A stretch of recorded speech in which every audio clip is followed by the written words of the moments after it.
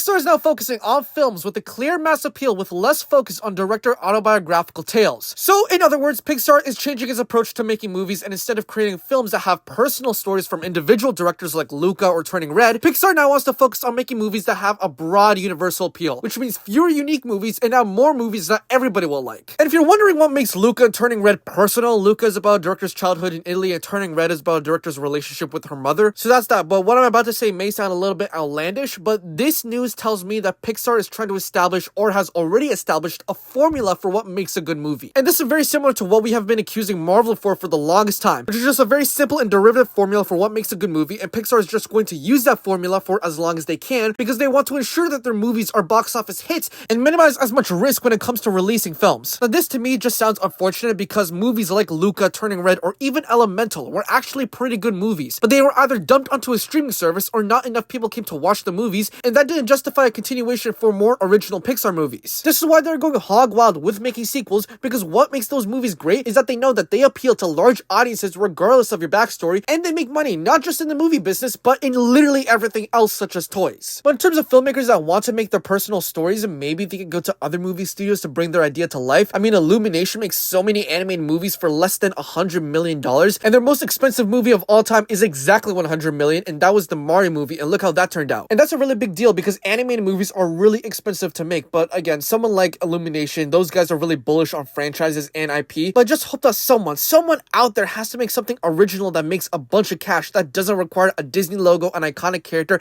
and makes some people flock to the theaters. Someone's gotta do it.